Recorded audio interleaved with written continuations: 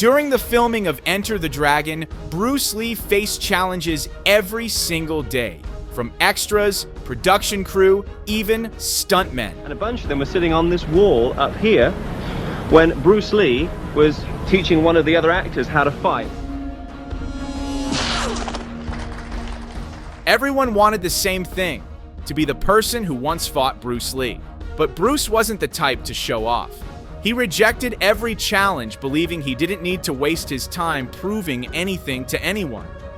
But over time, things began to escalate. The stuntmen started shouting at him from across the set, mocking him, provoking him, testing his patience, until finally, a stuntman named Xu Long jumped down from a set wall, stopped the entire shoot, and challenged Bruce Lee to a real fight. And of course, after about half an hour in the hot sun, the extras are getting a bit feisty, and some of them were shouting down, "Ah, you're not as good as you think you are," and they kind of got one guy braver than the others, and he jumped down from the wall to challenge Bruce. Xu Long struck first, but Bruce brushed it aside like it was nothing. And without a single pause, Lee unleashed a counterattack faster than lightning, dropping Xu Long instantly and leaving him in terrible shape. Bruce says, well, tell you what, you hit me once, I'll hit you once. So the guy does a kick, and Bruce just deflects it with his shoulder, and then Bruce said, okay, now it's my turn. And he did a kick, and it was so fast, the kick hit the guy, and the guy thought nothing. He didn't think he'd be even hit. And he opened his mouth to laugh at Bruce, and all the teeth and blood fell out and so. Long before he became a martial arts legend in America, Bruce Lee had already begun his journey to greatness in Hong Kong. In 1972, an unforgettable and extremely rare moment took place when Bruce Lee embarrassed a karate grandmaster on live Hong Kong television. Bruce Lee and a team of 7th degree black belt karate practitioners were invited to demonstrate karate and kung fu. During the demo, Bruce used these karatekas as targets for his kicking displays, launching them backward every time he struck. Then suddenly, the grandmaster of the karate school stepped forward to showcase his own skill and to test Bruce Lee. He had watched his students struggle against Bruce's kicks and felt the need to prove something. Bruce accepted the challenge calmly. He began by showcasing his lightning-fast kicks, then unleashed one directly at the Grandmaster. The result was stunning. The Grandmaster was sent flying across the room.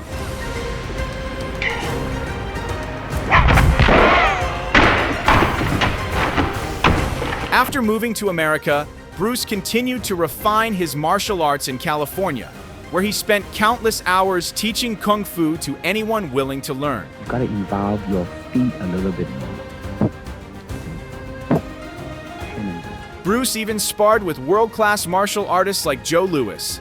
The Hong Kong icon became even more respected for his willingness to share knowledge with anyone, regardless of race or background.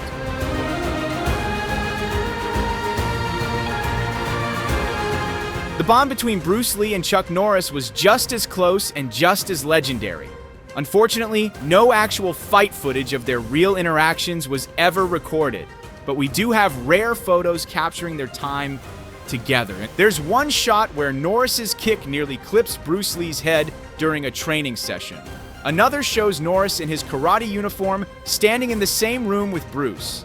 Two giants of martial arts sharing the space like old comrades. And while we may never see real sparring footage, we can witness what a showdown between them might have looked like in The Way of the Dragon. In that iconic scene, Bruce Lee unleashes a series of punches and kicks on Norris, pushing the pace with his signature speed. The duel ends with Bruce locking in a guillotine choke, finishing the fight with surgical precision.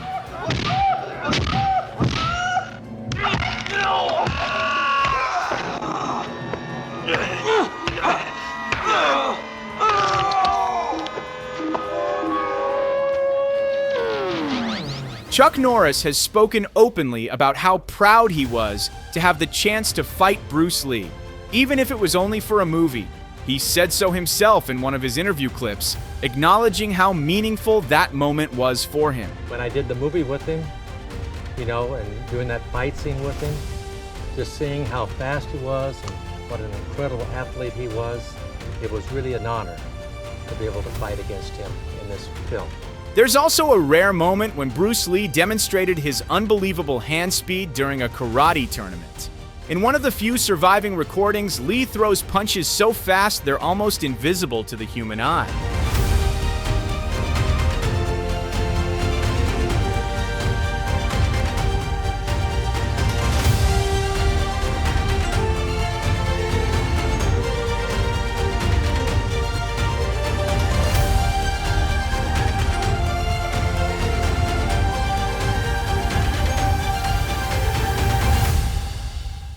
First, a black belt karate practitioner takes a 1-inch punch that sends him flying back into his chair.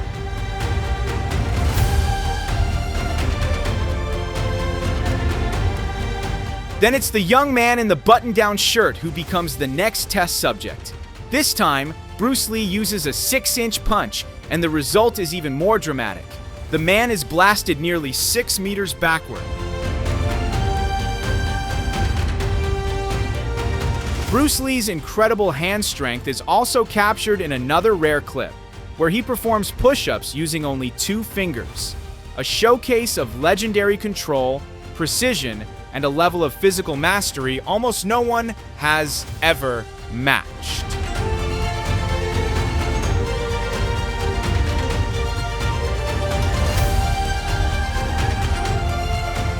One of Bruce Lee's most extraordinary gifts was his razor-sharp instinct, and that claim is backed up by one unbelievable moment, when he steps into a fight with his eyes completely covered. Even without sight, it's stunning to watch Lee anticipate and block incoming attacks, reacting purely on instinct and sensitivity.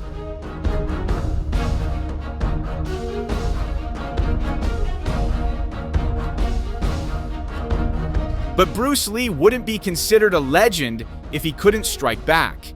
And in that moment, he still manages to drop his opponent with ease, despite not being able to see a thing.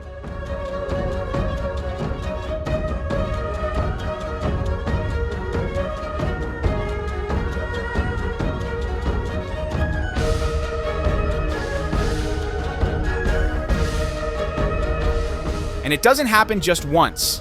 Moments later, he proves it again, showing the world that he can fight, counter, and dominate even while blindfolded.